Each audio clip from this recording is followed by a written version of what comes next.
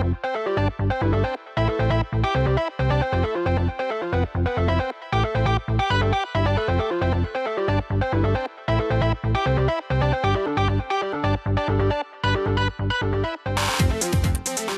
here we are back in the graphic multiverse.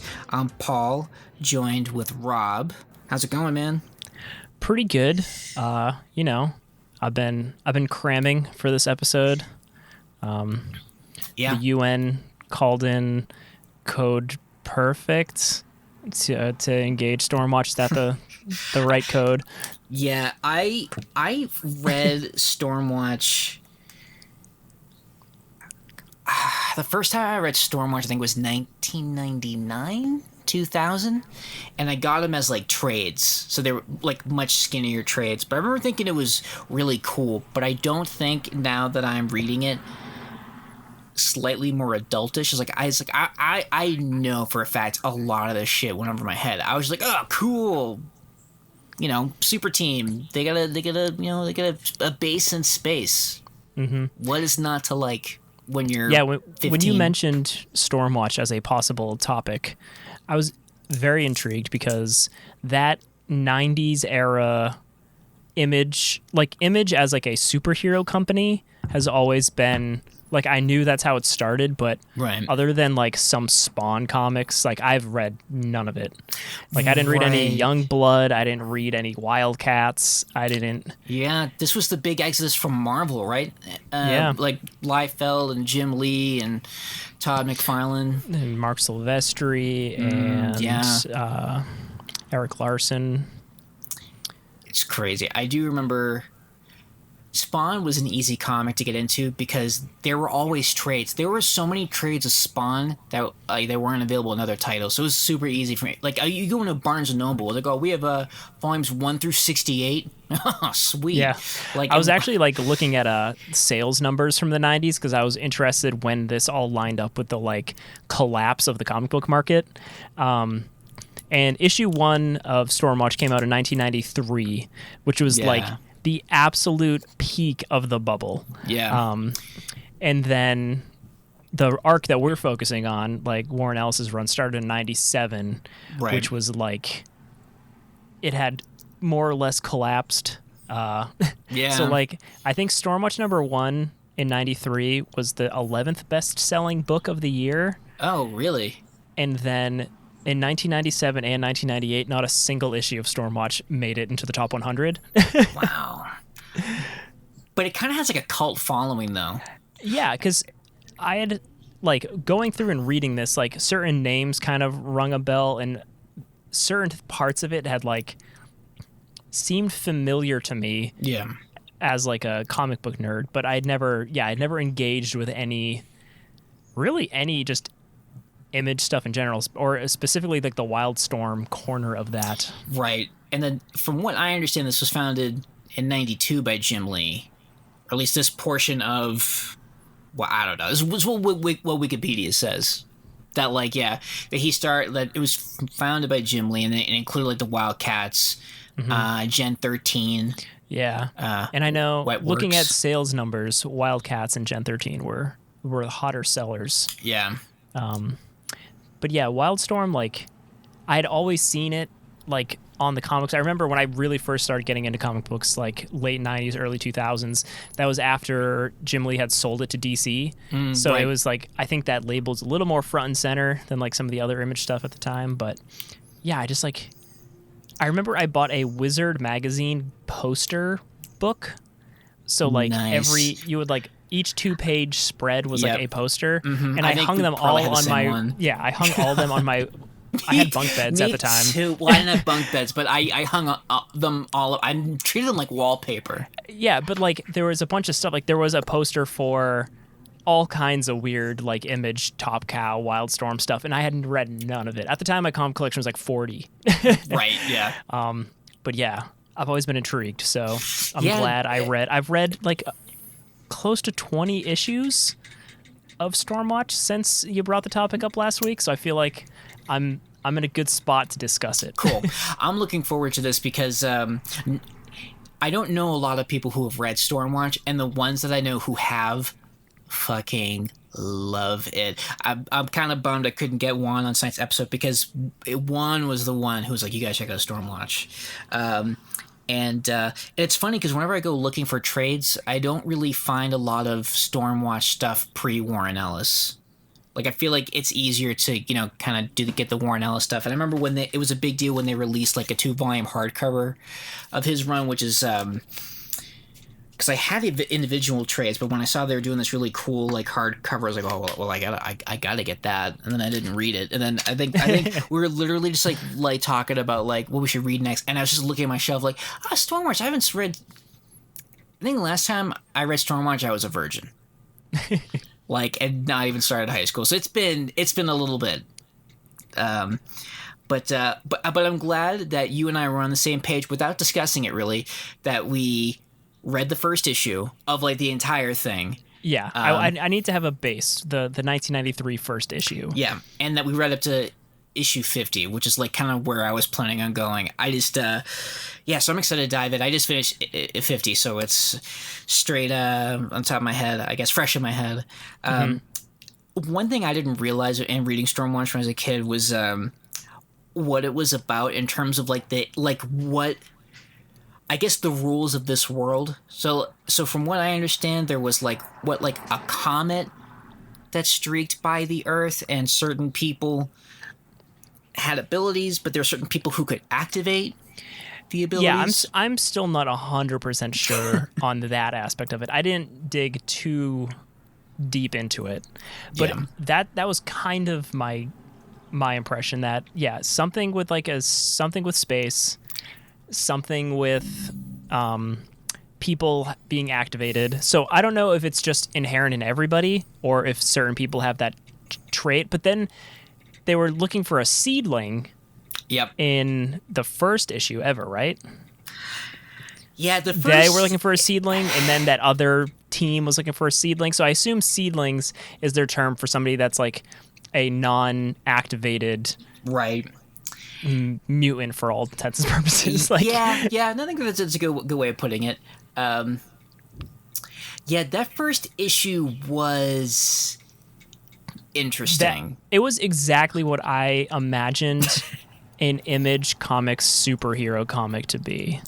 The only thing I remember from that issue that I just read, it was I think it was battalions in the shower, and there's 3 nozzles on them. I'm like that is, what is he trying to get off, or but that was it. That was the thing that was the most that's a lot of nozzles. Yeah, so I read this after reading 6 or 7 issues of the Warren Ellis run, and I was like, okay, I recognize, because Fuji and Winter and Battalion are the 3 main people here.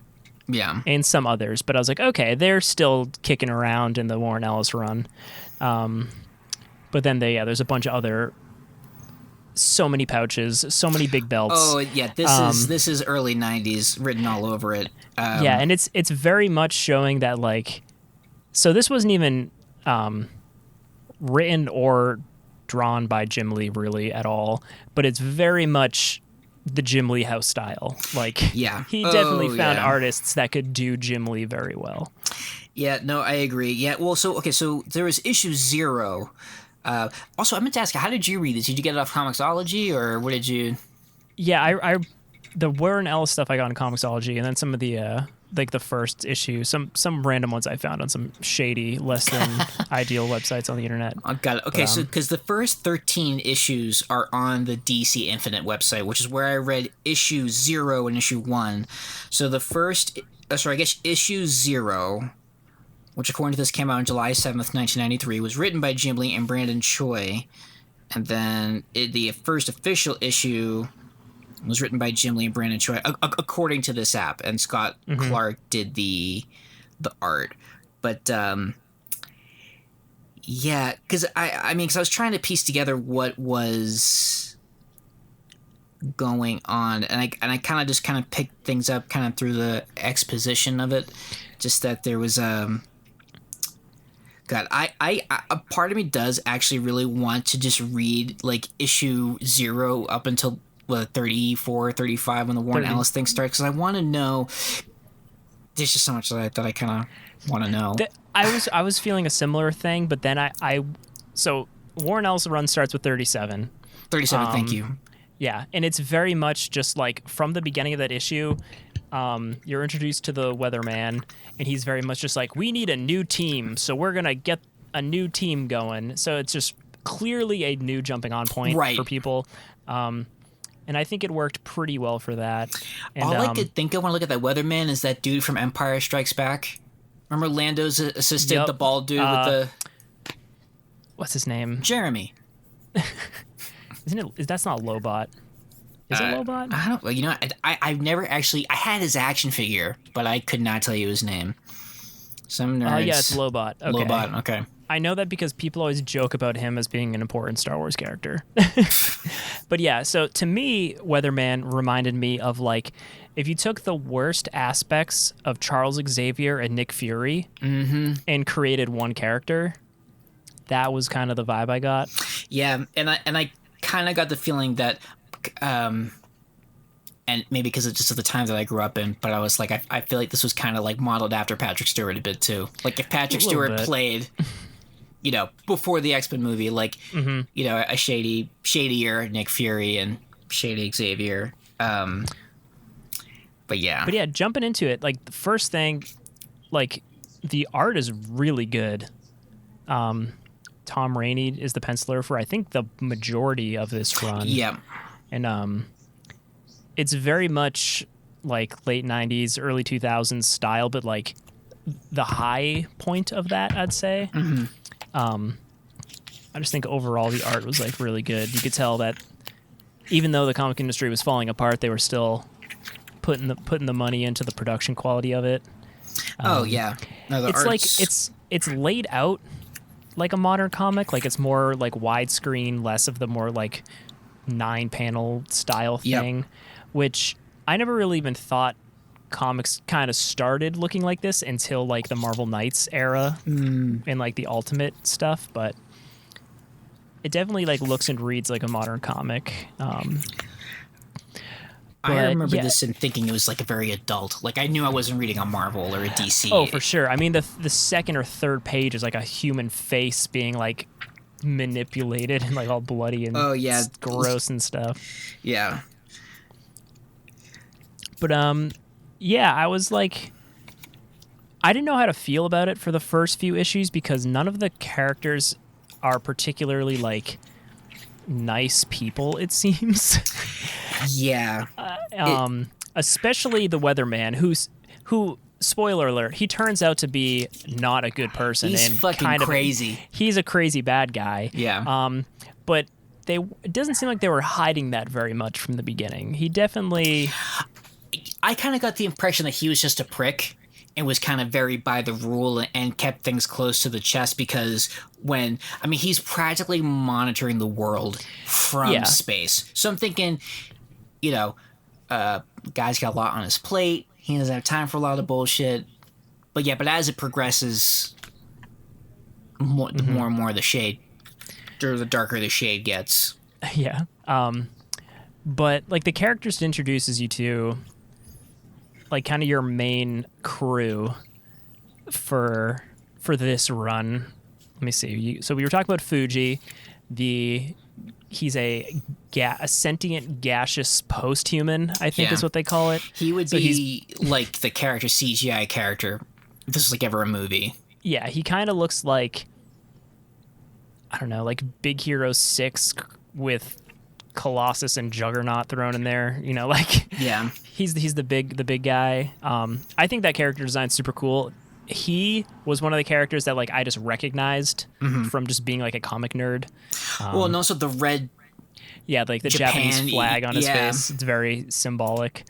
Who else? We already talked about Weatherman. We got Jack Hawksmoor. I always liked this character. I think the origin's pretty cool. It's a very weird idea. So basically he was implanted with weird alien organs so he can only survive in a city, but he gets like nourishment and like he needs to be in a city or he like dies. He doesn't have sleep, doesn't have to eat. I know he's been abducted since he was like 5 years old. I think he's at 5. And I love like how the bottom of his feet and the hands are all like weird like scaly thing. I thought that alone would have been a cool movie. just like that dude solving crimes and like this black Yeah, because suit. he's like a little bit of like, he moves around kind of like you'd think Spider-Man would, but he's kind of like Batman-y, or he's kind of like, yeah, he's just like a street level. He would be like a Marvel Knights street level guy if he was in Marvel. What is it? Rose Tattoo, who's just like a sociopathic murderer on the team that Yeah, is literally there just to kill people. that first panel when they introduce her with the candles and the bodies hanging, I'm like, what, where is this? Like, what is happening? Yeah, I just looked at that now. Yeah, it's like, why was she there? There's like literally what looks like 40 people hanging from a ceiling in chains. It's like, was that her there's house? There's a candle on a dude's head and in his hands. So I don't know if she like went to some weird cult party and killed them all or something. But in Sicily, maybe she was taking down the mob. Oh, okay, yeah, some weird mob cult or whatever. You got Jenny Sparks, who, when you're first introduced, they're basically just like, she's old. She's like 100 years old. She's been around for a long time doing the superhero stuff. Kind of a drunk. Yeah, kind of a drunk. Drowning like, her. Hanging out, chain smoking in a British pub. Like you do. I liked Jenny Sparks from the beginning. I did. Well, I did too. I kind of like that she's like this. I don't know, like doesn't have time for anybody's bullshit. Kind of like a cantankerous, like just like old woman in like a young woman's body, like smoking cigarettes and all that, and just like, yeah. No, I like that she didn't take any Weatherman shit, because from the beginning I wasn't a big fan of Weatherman, so I was like, yeah, he's a dick. Yeah, she was cool. I liked was it Hellstrike? The other Hellstrike is the other sentient gaseous guy. Yeah, who can. I guess he's got a bit more control. He's got a bit more of a force field going on for him to have some sort of a... has a humanoid form, and I believe he explains that he can still have sexual relations with people in one of the issues. Yes. And it seemed to alarm a lot of people when he was trying to show him his gas junk. I love that he has in some of the panels I'm flipping through, that he just kind of just wears a jacket with a gold chain across, like it's like that is dude not ready to let go of the 80s. Who else did we got? We got Winter, who you would think would have ice powers considering his hair color and his name, but I think he absorbs power and they can then turn it back on someone. Yeah, he's kind of like a what's his face from Hellfire Club. Sean Cassie. That's Banshee. Sebastian Shaw. Yeah. He can kind of take it in and then apply it back out. And wasn't he also kind of like some sort of like special forces Russian? He was Spetsnaz, I think. Yeah, so he's Russian special forces or something. I thought his character had a cool moment in the last few issues when he was up against the High, who was introduced towards the end, who's basically this universe's Superman. Almost exact same origin story, basically. Yep. Where they're just punching each other, and he's like getting hurt, but he's like, but all right, but now I have that punch back. So there's like that trading blows like that, which was pretty cool. Yeah, that was cool. I'm trying to think who else we got. I'm trying to think of the heroes. I know there was like Fahrenheit. Yeah, she's the American redhead one. Yeah, who can make fire. You know, your classic fire. Every character. Every team needs one. There was Flint, who I don't actually know what her powers were. Resistant to damage, enhanced strength. Okay, yeah. In one of the issues, she's like, it still sucks jumping in front of bullets. Right, which I like. She's not like, she's like, yeah, I'll survive it, but like it's not like, but lying in a bed of roses either. Yeah, I was just looking at the character with the wings, who's only in like what seems like 6 panels in the whole arc. Oh yeah, what was her name? Oh, you like audibly hear me flipping through. But yeah, I mean, so the basic thing with Warren Ellis, the Stormwatch is a UN formed superhero team, and in this issue, the first issue, they like break it up into 3 teams. There's Stormwatch Prime, Stormwatch Black, and Stormwatch Red. So kind of like how you've got your X-Men, your X-Force, your X-Factor type thing. Right, you There's have a lot like your of stealth analogs team. to your X-Men in this. Yeah. But yeah, I thought that was kind of cool. So each issue kind of follows either like a character or one of the teams kind of going on a mission. With like a very light continuous arc with the Weatherman kind of slowly revealing that he's kind of crazy and also just really doesn't like the United States, it turns out.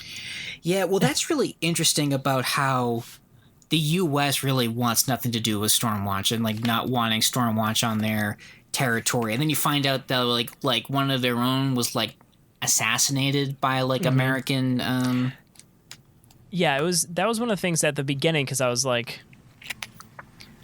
they set the American like president up as like they're like assholes and like murdering and doing shady shit, but then they also show Stormwatch being like very like authoritarian in like their approach to things. So I'm like, I don't know who I'm supposed to root for here. Yeah, I think that's kind of why I liked it. Like I feel like it's definitely kind of taking some cues from Watchmen, where it's just like it's just all gray if everyone's just trying to do the same thing, you know?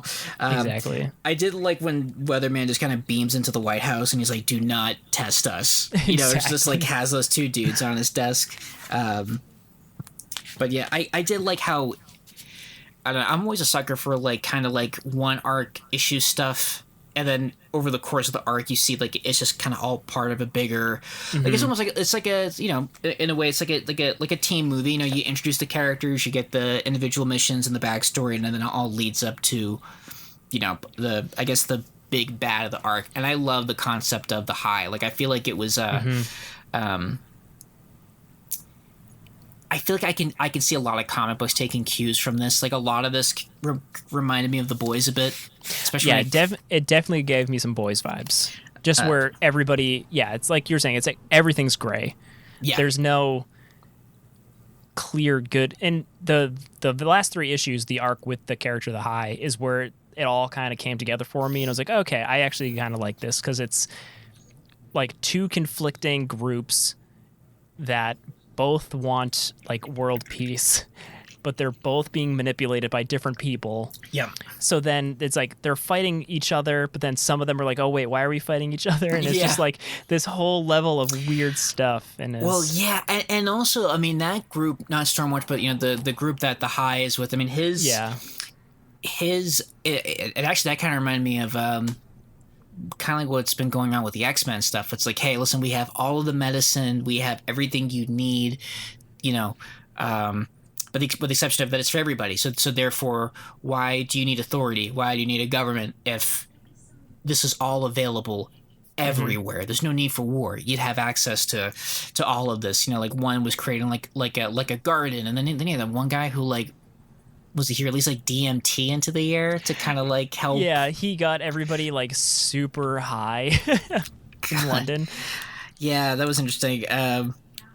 Just say I guess like so they wouldn't like, I don't know, like not freak out as much when everything was being taken over.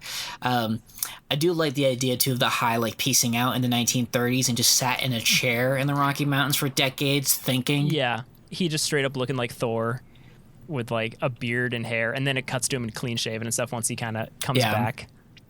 Like I would want to see that in a movie. I think the premise just sounds great. Like I would have opened with him on the chair and then not come back to it for issues. Like and then be like, oh, he's gone. I want to know where he went. Yeah, like that seems like something they set up like an issue before that. Right. Or yeah, there was that issue with, it was like a Jenny Sparks back issue that I thought was really cool. I loved that issue because the art kind of evolved. There's a bunch of like old like Kirby style art, and as it like went through the years, the art kind of followed that style, which I thought was really cool. Yeah, I like that Stormwatch takes nods from comics. I mean, going back to like the 30s, like you have that guy who's like the Shadow, he can just disappear into smoke, and he's got the 2 guns and the fedora and the scarf around his mouth. No, I mean, I think I was kind of with you in the beginning because I was like, oh, I'm really excited to read Stormwatch. And then in the beginning, it felt like it was kind of like, I don't know what's happening. You know, like, And I guess at certain points it felt a little. I don't want to say it was like a chore, but it definitely kind of had like an X-Files kind of like a Monster of the Week type thing where every issue was like a new mission, which I thought was, I mean, it makes sense because you didn't need to see this team, before it all goes to shit, just to kind of see what they were doing beforehand. Like what was it when they're in when they're in that town Lincoln and there are those like corrupt like super powered cops they had to like take out. And that's where we first kind of meet Wish because she was the rogue she was activating people. Yeah. But yeah, like I do like it was very much Monster of the Week, but it did lead up to this kind of culmination of things. It's kind of like if it was like a TV series. Yeah, X-Files I think is a very good description because X-Files had the Monster of the Weeks and then the like whatever like the storyline episodes with like the smoking man and like the all those things, and then the season would wrap up with a big crazy government conspiracy alien stuff, but then they'd go back to the Monster of the Weeks and stuff like that. But yeah, I mean I think the art pretty much remained really good throughout the entire series, or at least the run. There's one issue that was drawn by Jim Lee that I don't even think was like the strongest of them. I actually kind of I like the premise of that issue, that there was like a space. Sorry, there was like a space on Earth that everybody steered clear from. They like removed it from the maps. Like you know, like I love that it was kind of like this off the, kind of like this. It was also like where a lot of like myths come from. I love when the comic included like kind of the medieval drawing of like demons and stuff, and then you got to see them in the underground tunnel nexus space gateway thing. But I love like that one panel that Jim Lee does of just like that dude's face decaying. Yeah, looking back at that issue now, it does. It's very 90s Jim Lee. Oh yeah. But yeah, that issue they fight the Daemonites or something. Yeah. Which I think is a broader Wildstorm universe enemy, from what I gathered. Because I was reading Wikipedia stuff about this and then like just trying to like fill in some backstory, and I read a line that was just like, in a crossover with aliens. Yes, I have that trade somewhere. Half the team gets killed by xenomorphs, and that's in canon. Like, yep. So after his initial run from 37 to 50, he does Warren Ellis does like an 11-issue run again, and then the 11th issue is them just like going to a funeral, and then it's like, if you missed this, I think it's Wildcats Aliens. Yeah. It's like the thing, like the Wildcats go up to the Stormwatch space station and they meet up with the new Weatherman battalion becomes the Weatherman, and they're like, yeah, we saw a rogue asteroid in the solar system, so we went to go see what it was, and somebody came back with a thing on their face, and then literally like just like main characters literally just got killed by xenomorphs in canon, which is so crazy to me. I'm like, what? Well, especially now knowing that like, okay, so you get the Stormwatch stuff with DC, and now Marvel owns the Aliens property from the Fox deal. So yeah, it's like. I mean, I think at one point years ago we did an episode about weird crossovers, but this era was the like peak of weird crossovers. Like there were so many Image Marvel crossovers. Like I think I have a what is it, like a Blood Sport or something, X-Force crossover, or a Blood I something. believe it. I have and, I there's just Spawn Batman. Yeah, there's I just got a Batman Captain America trade by John Byrne. That's great. But yeah, but remember there was like I remember there was a Spider-Man and Spawn comic, and then you had like Superman versus Predator, Superman versus Aliens, Batman and Predator. Like there's so many crazy crossovers. But they're always like what ifs, like these weird, just like side fun things. But the fact that in the canon of the Wildstorm universe, characters were killed by xenomorphs, and not even their own comic, Like that Right. that must say something about the popularity of Stormwatch at the time. Um, where in a Wildcats comic they kill Yeah. off a bunch of the main characters of Stormwatch. But that's all like later after this run. This run I think ties itself up pretty well. I like that the last 3 arc I think, or the last 3 issues I think are the strongest of the the bunch. It definitely, I feel like it clarifies the previous issues. And I love that, like, because I have the same feeling for Hickman. I feel like I'll be reading stuff like, okay, it's cool, but I don't know what's happening. And then when you take a step back and like, okay, now I can appreciate the journey that I was on. But yeah, but I love, especially kind of the backstory between, you know, Jenny Sparks and the High. You know, I love that kind of comes, her backstory kind of comes up again in one of those 3 issues there. Yeah, and I thought it was kind of interesting. You get a little bit of the Weatherman's backstory where he just meets Rose Tattoo like murdering people, and he's like, and I instantly fell in love. And I was like, okay. yeah, and she's interesting because she's like the embodiment of death, or like she's murder, like she's killing. Yeah, like she's the spirit also of, ageless. She was part of that team of other ageless old heroes and stuff. It's like this whole thing is so weird and new to me, but like my nerd, I need to know everything about this comic book universe brain like instantly clicked on. So I'm just like, oh, I should probably read some Wildcats now. Right. Like I'm gonna have to go back and. But then it's just like, where does it lead? Why? Yeah. No, I mean, I'm excited to see, because I know after this we're gonna get Apollo and Midnighter, and then this is gonna lead to the Authority. So I'm excited to, you know, to keep. So yeah, like the Authority is another. That's a comic that I had seen on the stands forever. I just knew nothing about it, but now knowing that it is essentially whoever's left from Stormwatch and some other Wildstorm characters kind of form their own thing. Yeah, because Jenny Sparks is an Authority too, and it's great. I'm excited to, and this is the right way to do it, to read Stormwatch, then go into Authority.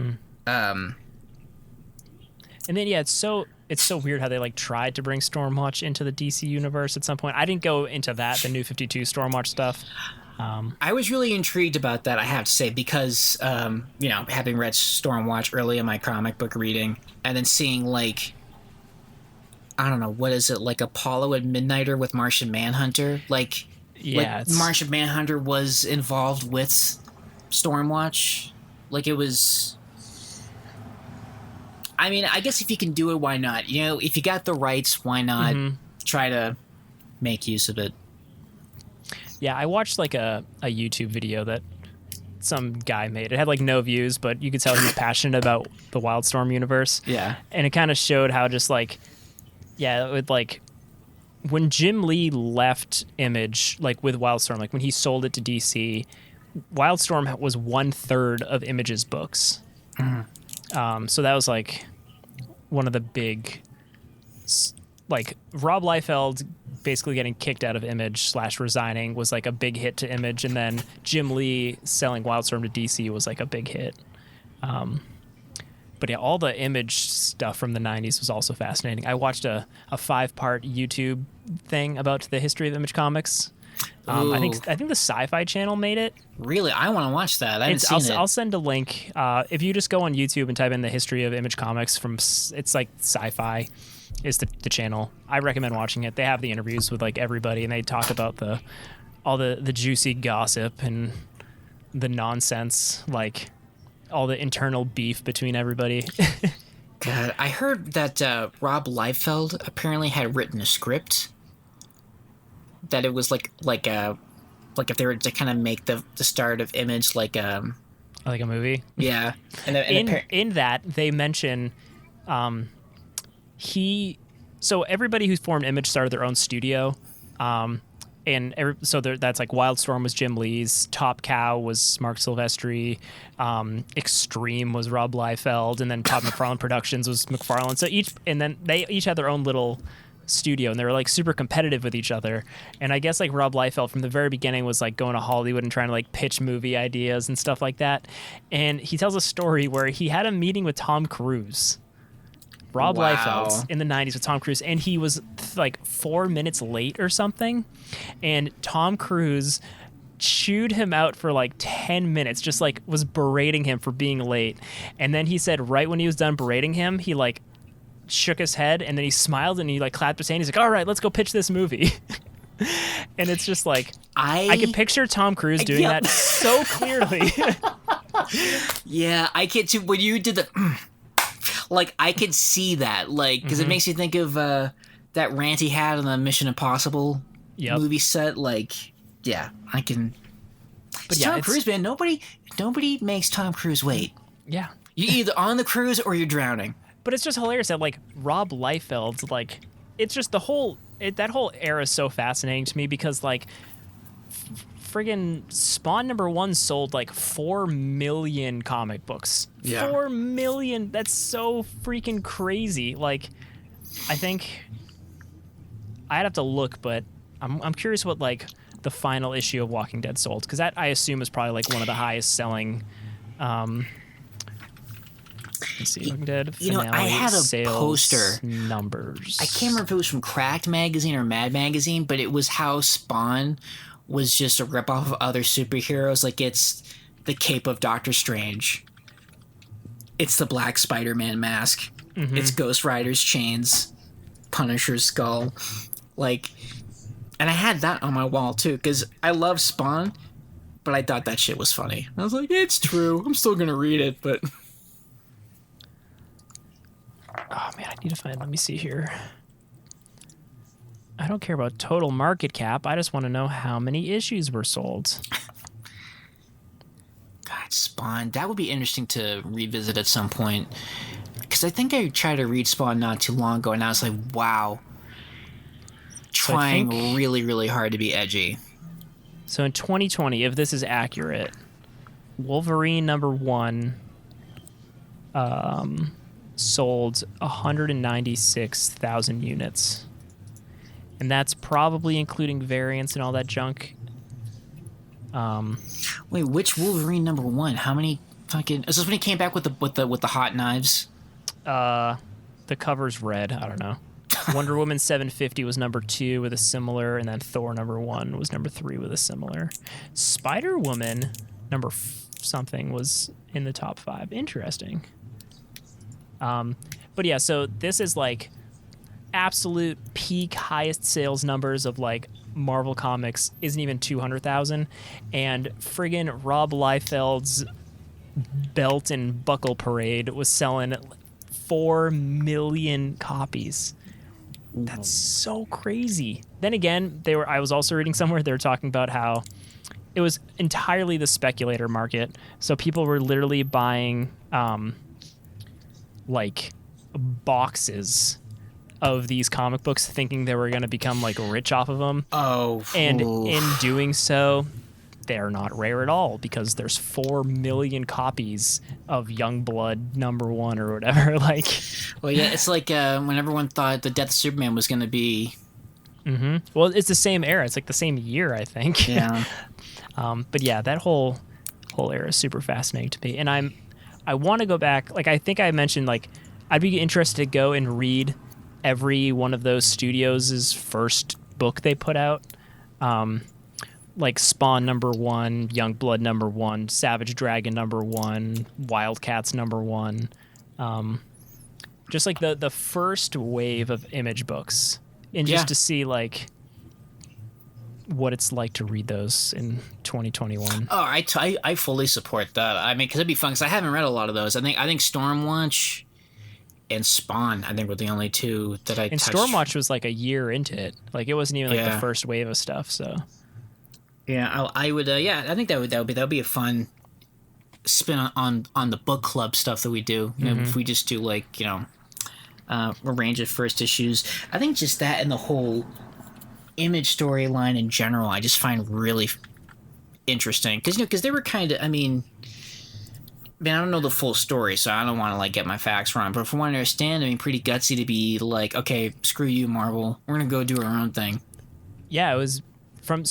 I definitely recommend people find that sci-fi documentary. It's like broken up into like 5 15-minute clips, so it's like I don't know, 80 minutes total.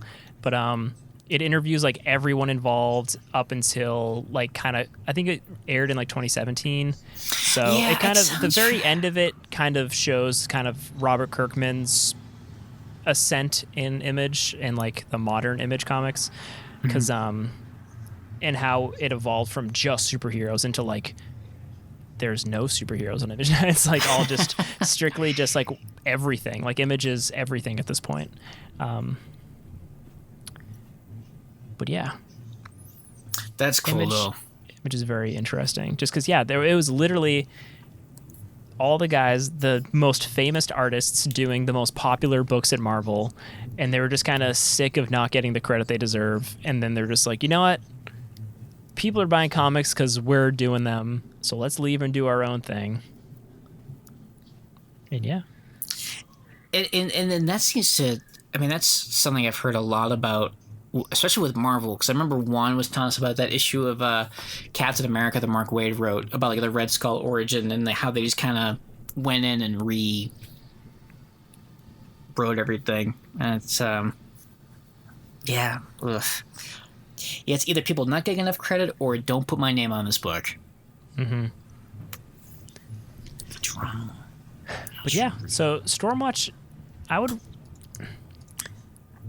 know if I would recommend people going back to read it unless it's easily accessible to people, but yeah, I think I feel I'm glad I read it so that a little bit of that corner of the comic book world is now filled in for me. right. Yeah, I think it's definitely kind of one of those things where you can see. I think I mean, I know there's a lot of like stuff coming out about Warren Ellis right now. That's not. Yeah, I hear there's some allegations, which is a bummer. But that being said, the guy can write. Yeah, it's a bummer because I was a big fan of his, especially some of like the Justice League cartoons episodes that he wrote. When I saw his name on the credits, I was like, no way. I'm not even sure if I've read a ton of Warren Ellis stuff. I'm sure when he's passed through the walls of Marvel and DC and stuff like that, I'm sure I've read some of it. Oh, yeah. No, but like stuff like The Authority and a lot of his like books that he's like known for, I haven't really read any of. Like I had no idea that The Authority, just this random book I saw, was a direct ancestor to Stormwatch, this crazy 90s Image superhero book. Yeah, and it's tied to Planetary as well, and Planetary is good. I've heard really good things about Planetary. So that's something else we'll have to. This will be a 3-part review. We'll do like Stormwatch, Authority, Planetary. Like Planetary was so good that like I bought the absolutes. Like I loved it, but then again, I feel like I've been shooting myself in the foot with these recommendations. So I don't know. I feel like I'm losing my. If they make something into an absolute, I feel like DC has a pretty good track record of only doing that for like pretty solid comics. Right. Yeah. No, that's fair. I mean, you look at the absolutes that are out there, and you're not gonna. Yeah. I only own one absolute. I just have the Watchmen one behind me, and that's all I got. Oh, I've got. I want so many of them. I want the New Frontier one more than anything. That is like, to me, that is the high bar for like DC superhero stuff. It's great. I wanted an absolute version of Kingdom Come for the Alex Ross art. That would be, just for the art alone, that would be beautiful. Yeah. I have the absolute Dark Knight Returns. That I had that like in my shopping cart on Amazon for a while, like when there were sales or something, but I just I don't pull the trigger. The only downside of it is that it comes with the Dark Knight Returns 2. I've only read that once, and I remember being like, "No." Yeah, it was. Weird. I remember there being a lot of hype about it too, because the first one's so good, but the third one that they did, Master Race, actually wasn't bad. Yeah, I don't even know if I finished that. I remember I have like half the issues, and I read them. I was like, "This is kind of interesting." A tiny little dome of Kryptonians or something. Like, yeah, that's kind of a cool little idea. But yeah, right. I also had well, no, I still do. I think I had the first 2 volumes of Y the Last Man as absolutes. I think I have all the hardcovers of Y the Last Man. That's good. I'm a little nervous about the TV show, but I think it's just only because I really enjoyed Y the Last Man. I think I also have The Long Halloween. That's a good one. I have all of these in like trade or hardcover. Yeah. But but yeah. Yeah, I reread the first hardcover of Y the Last Man like a couple months ago. And it was good, but some of the like slang, like dialogue has not aged very well. I feel like that has to be in an alternate 2003. Yeah, I mean, or it just was our 2003. I mean, Yeah. the shit I said when I was 14 years old is, I'm sure, absolutely appalling to. Yeah. But hopefully, you know, with the TV show, they'll do it the way they did Invincible, where they kind of fix. Yeah. I mean, because we're all humans, right? We're not gonna knock out of the park the first time around. I mean, it's still pretty good. Like I think it's. I love the story of Y the Last Man. I like the characters and stuff like that, and it's just the little dialogue. Yeah, you know, Brian K. Vaughan's been knocking it out of the park for a long time since then. So yeah. And it's come to FX, who has a pretty good track record for TV shows. It's true. They do. I am still not have forgiven Brian K. Vaughan for what he did at 355. I don't even know what's 355. Remember that was the secret agent there who was guarding York? Sorry, yeah. Oh god, that fucking killed me. Like, and just the way he did it. It's like, God almighty. I don't want to say too much if people haven't read it yet, but but yeah, I'm trying to think of but yeah, I mean that's just the beauty about like the time that we're in, because you know, we look back at the 90s and you know how rough it was for the comic book industry, and then you look at where we are now, and we can talk about how we have like these really nice hardcovers that are out, and you know, like the figures we got, and you know, like it's just I feel like right now is the best time. Oh, it sure is. I mean, accessibility alone to comic books is like never been better. Like, I haven't bought a physical comic book in years. I mean, it's not hard to not buy anything in a year, at least, because nobody's done anything in a year. Yeah, but, COVID. Yeah. No, I was in Barnes & Noble, and I was just kind of like, I had some time to kill. This is actually yesterday, because when we were supposed to record, and I had to go pick up a laptop, and I had forgotten about traffic, because I haven't had to worry about it, and I was like, holy shit, just driving back. Traffic is back in a bad way in Boston, I'll tell you what. I just wish, you know, that they told me, they had to come pick up your computer. I'm like, why couldn't you guys tell me this at noon? Why did you tell me at 4:30? You know, where I have this window of time. So I was kind of getting bored of sitting in traffic, so I pulled off, went to Barnes & Noble, and was flipping through the trades, and I was like, God, I miss flipping through stuff and reading a book. Like, that's why I was so pumped to pull out the trade, because it's been a while since like I sat down and like read a trade. The joy of turning a page. Like, I know it sounds super lame, but there's certain magic to it, man. Oh no, I miss going to like just like the first, like trade specifically. Like I go into like Comicopia or something and just seeing like what Image comic had their first trade out, because the first trade was always like $8 or $9. Right. They're always super affordable, and I just grab smart. them, and then most of the time it hooked me because the first trade's 8 and then the next trade's like 15. Yeah, I'm like, whatever, let's go. I'm like, take my money, hook, line, and sinker. Oh man, but I remember when I went to Comic-Con San Diego for the very first time, I bought so many trades and hardcovers and stuff that if my carry-on was my suitcase, it wouldn't be allowed on the plane because it was so heavy. Oh my God. Like, they weigh your suitcase. So, like, we literally had me and who I went with, we all went down to like the check-in place where they have like a scale, and we were weighing everybody's bags to just distribute everything. Like they each weighed like 49.99 pounds or whatever the limit was.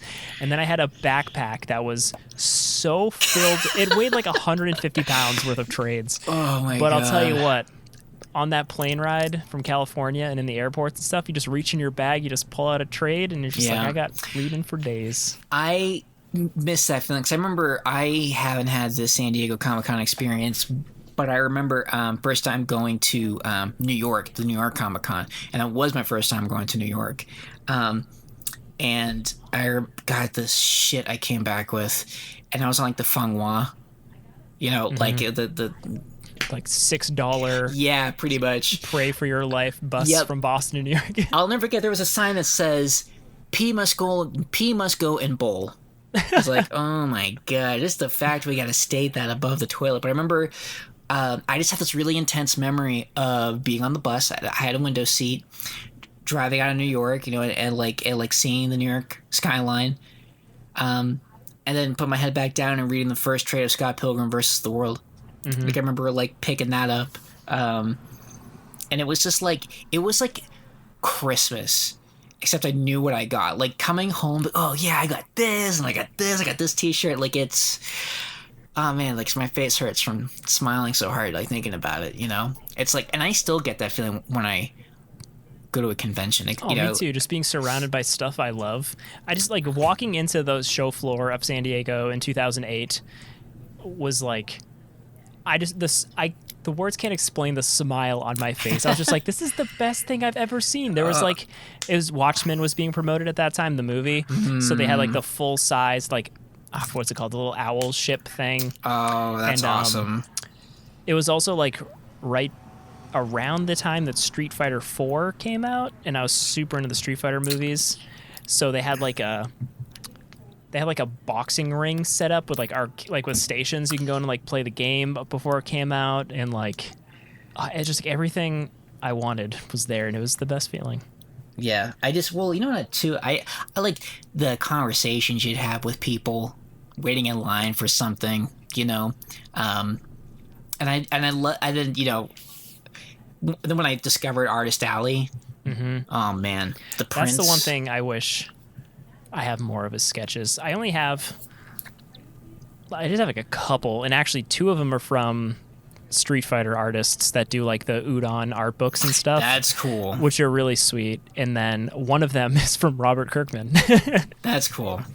That's cool. Yeah, I remember that being a big shift in my brain. Like I went from saving money to like buy stuff to like getting commissions done. Mm-hmm. And I didn't make that shift in time. I mean, I only have a few, but I mean, the ones that I have, I got framed. Yeah, I mean, you have that Daredevil from Matteo Scalera, don't you? Yes, I do. Which is beautiful. Dude, and just the fact that, like, I'm so glad I got it framed, and I'm glad I got it when I did. I remember, that was at the Boston Con when they had it at the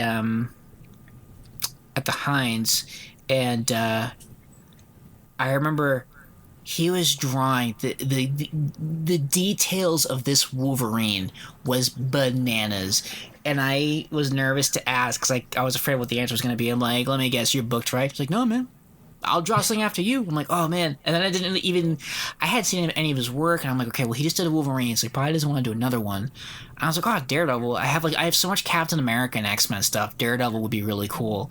It was like $50, and like.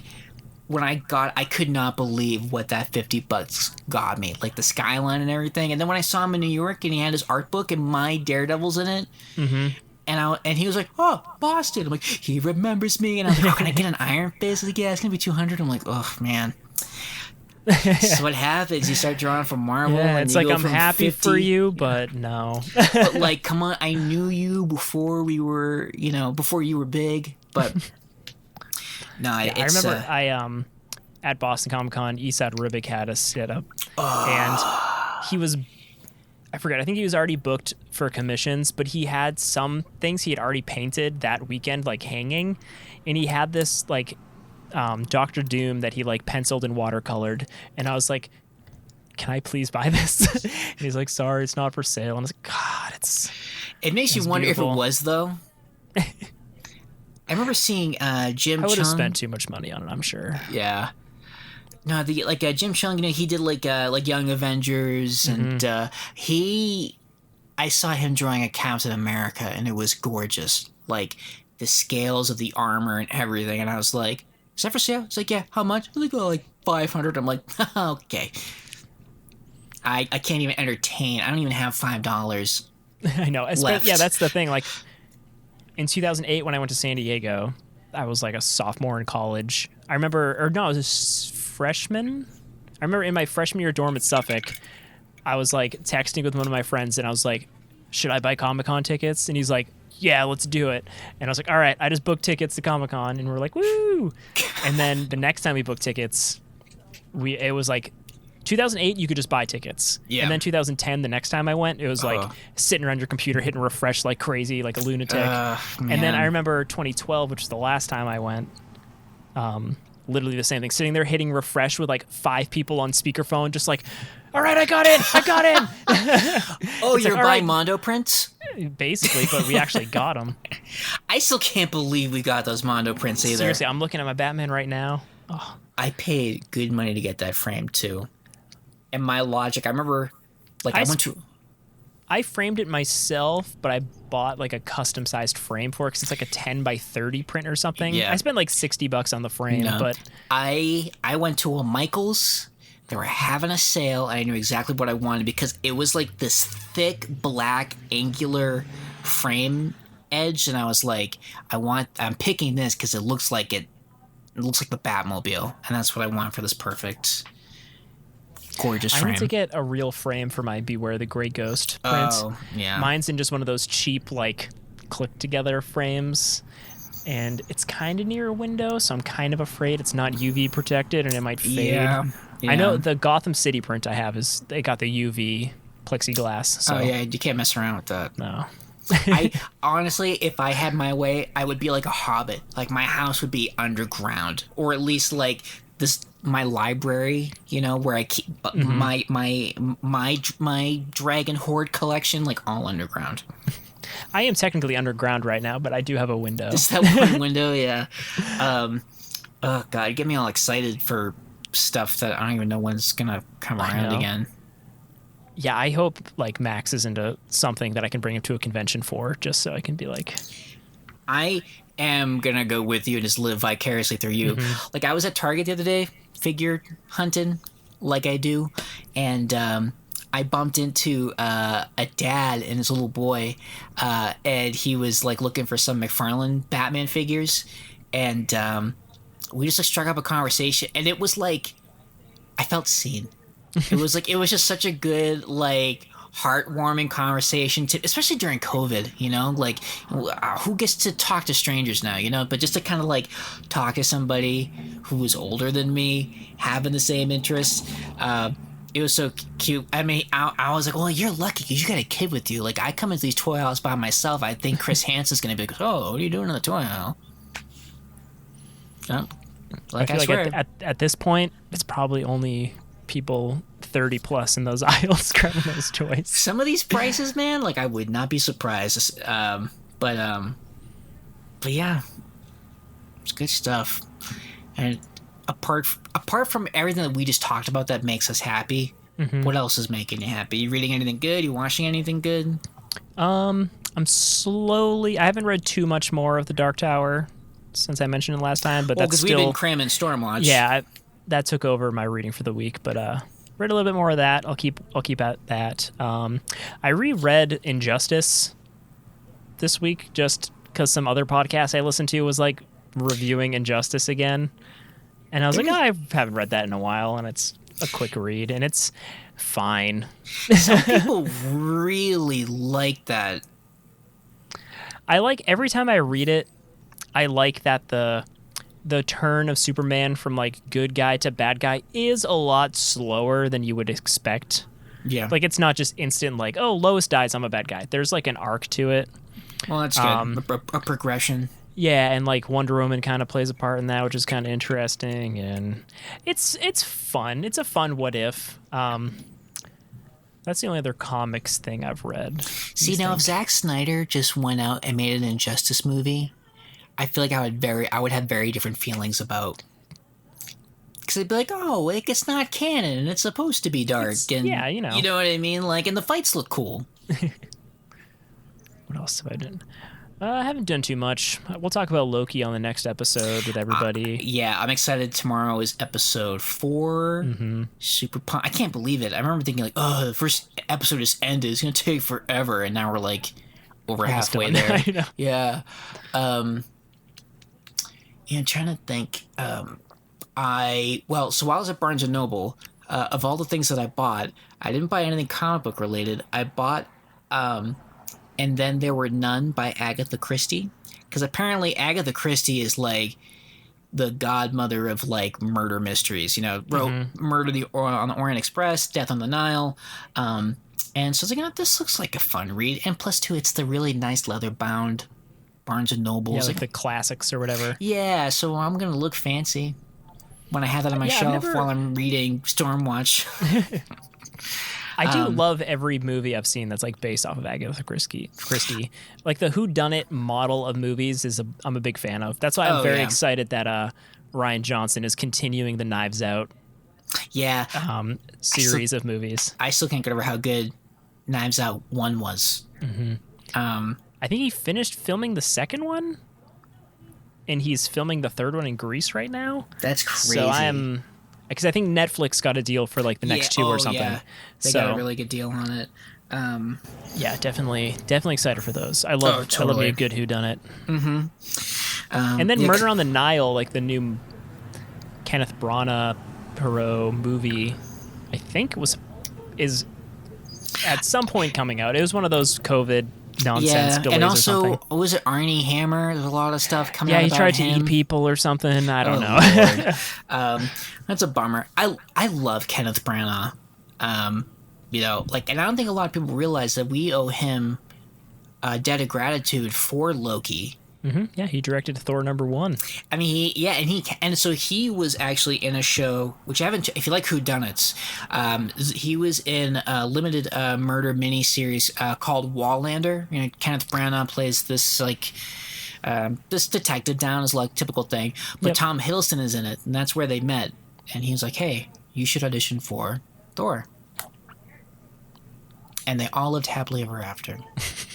I'm just trying to think of what else I've been reading, because Stormwatch, like you said, kind of took up a lot of our bandwidth. And then there's Loki, and I know as soon as we end this, I'm gonna think of something that I've been reading or watching, but right now it's not popping into my brain. But I'm excited to read And Then There Were None.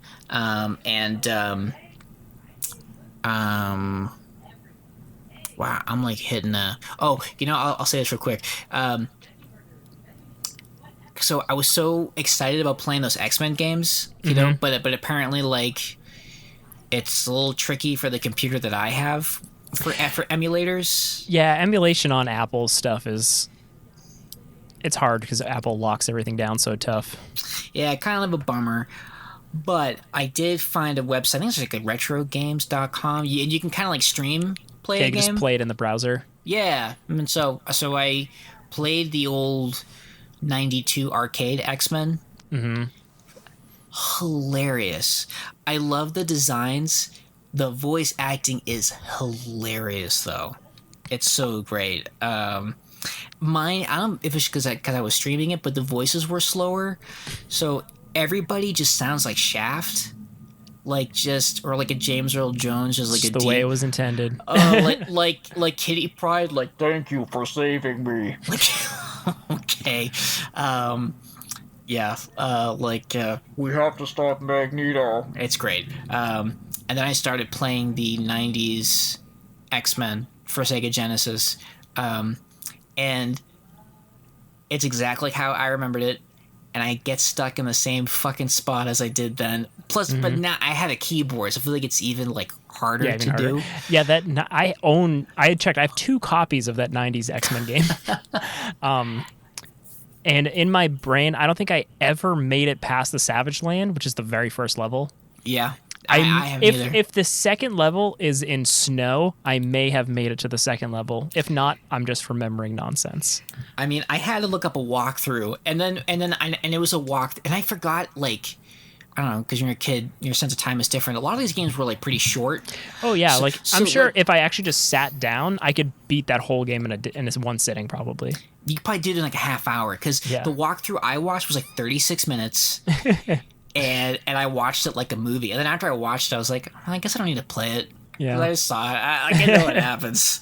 But I did see, because I've been talking about getting I need my X-Men fixed because I just don't have enough stuff.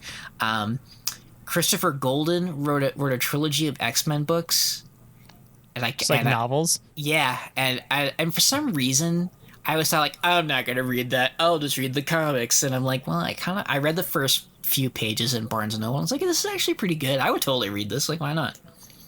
Yeah, I haven't read any like comic story novelization type things, but I have been interested in reading some like Star Wars novels.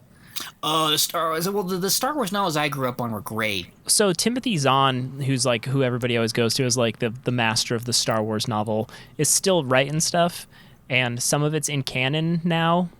It's not extended universe, so I'm just like, maybe I'll read one of these Thrawn books or something. Thrawn was a cool villain. Like, I feel like he's coming back in the DC or Disney Plus because the Rosario Dawson, whatever, Asaka Tano's character. Right, she mentioned him. I remember Thrawn. when she did, I was like, oh my god. And I know, I was like, I don't even know Thrawn, but I know that's a name, so I'm excited. Yeah, I am too, because I loved those books when I was reading them growing up. And I feel like if Disney knows what's good for them, that is a character that they're going to need to absorb into canon, because it is chef's kiss. But yeah, I hear the Thrawn books, the more modern ones that Timothy Zahn wrote, are good. The soft covers on Amazon are super cheap, so I'm like, I might. There you go. Yeah, buy a couple of these. They should just get him and Jon Favreau in the same room and like bang out a series. Oh, I'm sure, judging by how like close to like George Lucas and just like the original like creators of everything Jon Favreau and Dave Filoni are, I wouldn't be surprised if they get him involved for any Thrawn related goodness. Oh yeah, like I said, if they know what's good for them, they'll do it. And if you know what's good for you, you will like, you will subscribe, you'll give us some stars, give us some feedback. Always looking forward to kind of getting some recommendations. Like, I know Leviathan Wakes is on my because I will say I was a little intimidated when I was in Barnes and Noble and I saw they had like 8 books and they're big. I was like, oof. There's man. 9, I think. Well, the store only had 1 through 8, and it was still enough to be like. Is 9? No, I think 9 is coming out this year as the final book. Did I just? Finish? The final book. Yeah, so I think it's 9 parts total, and 8 is the final one. Tiamat's Wrath, I think, is the last book that came out. Wow. They're so good though. They're each like between 500 and 600 pages, which may sound like a lot to some people, but they read fast. Like, once you're in it, you're just like, oh, I just read 100 pages in one sitting. This is all right. Cool. It's on the list. But as always, gang, thank you so much for listening. Drop us some recommendations, and as always, have fun exploring the multiverse.